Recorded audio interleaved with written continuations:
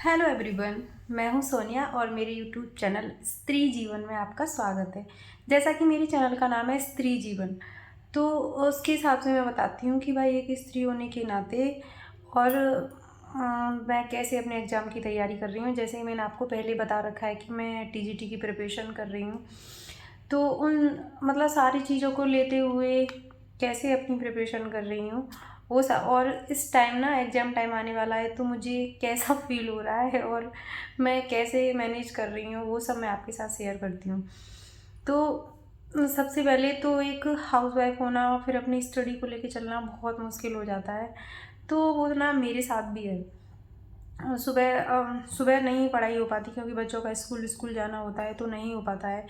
फिर दिन में काम करके थक जाते हैं, तो फिर दिन में भी मन नहीं करता आराम, रात को फिर से वही हाल, थक जाना है।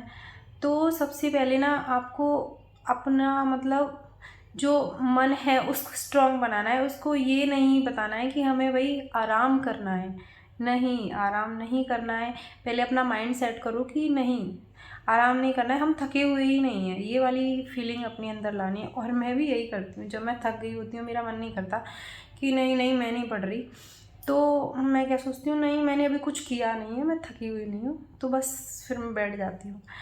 नंबर 2, कि एग्ज़ाम टाइम है, प्रेशर है माइंड पे, तो भाई अपनी हेल्थ को बिल्कुल भी इग्नोर ना करें, हेल्थ पे पूरा ध्यान दें, क्योंकि ज़्यादा प्रेशर लेने से भी हमारी हेल्थ ख़राब हो जाएगी। और जब हम हेल्थ ही हमारी सही नहीं होगी तो हम अपना एग्ज़ाम कैसे ठीक से कर पाएंगे। तो अपनी हेल्थ पर पूरा ध्यान दें।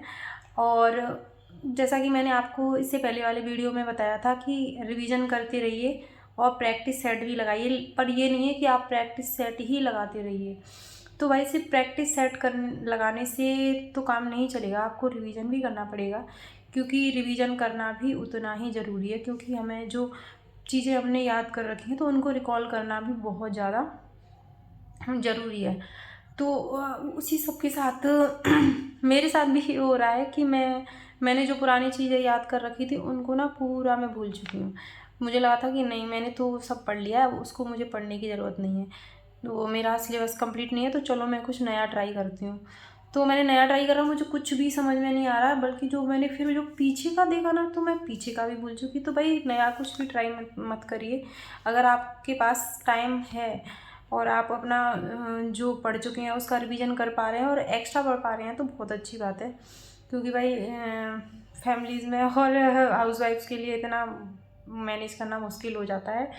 नंबर 3, अपने कॉन्फिडेंस को ना लूज ना होने दें, बिल्कुल भी पैनिक ना हो, और खुद का कॉन्फिडेंस बूस्ट रखें। क्योंकि अगर आपका कॉन्फिडेंस लो होगा तो आप स्टडी नहीं कर पाएंगे। जैसे कि वो लगा रहे हैं टेस्ट सीरीज लगा रहे हैं, उसमें मार्क्स बहुत कम आ रहे हैं, तो कॉन्फिडेंस लूज हो रहा है कि हमारा तो नहीं हो पा रहा। तो उस चीज़ को टेस्ट सीरीज लगाइए। ज़रूरी नहीं है कि सब कुछ टेस्ट सीरीज़ के ही अकॉर्डिंग हो, एग्ज़ाम अच्छा भी जा सकता है, बुरा भी। तो अपने मतलब कॉन्फिडेंस को लूज ना होने दें, आप कॉन्फिडेंस बना के रखें अपना।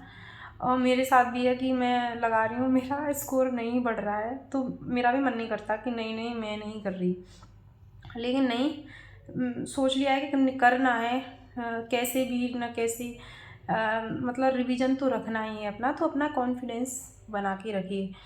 और अगर ये है कि शॉर्ट में जो आपने नोट्स बना रखे हैं, अगर नहीं भी बनाए हैं तो अपना शॉर्ट तरीके से पढ़िए। ये नहीं कि सारी थियोरीज़ को आप लेके बैठ जाएं और उसको सॉर्ट आउट करने लग जाएं कि भाई पूरी थियोरी हमें अच्छे से पढ़नी है, तो बिल्कुल भी नहीं। इस टाइम में आपने जो शॉर्ट नोट्स या कुछ जो हाईलाइट पॉइंटेड हैं उनको ही पढ़िए, ज़्यादा डिटेल में मत जाइए।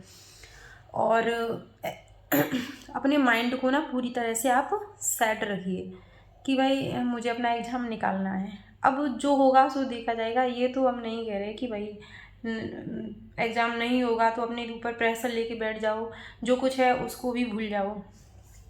और टफ़ चीज़ों को ना आप जितना अवॉइड कर सकते हैं अवॉइड कीजिए। लेकिन आपको लगता है कि नहीं हम टफ़ चीज़ों को भी करेंगे, सॉर्ट कर सकते हैं, तो उन चीज़ों को ना आप ऐसे टाइम में करिए जो जब आपका दिमाग एकदम फ्रेश हो। जैसे मॉर्निंग में उठते हैं तो उस टाइम में आप अपनी उन टफ़ चीज़ों को कीजिए।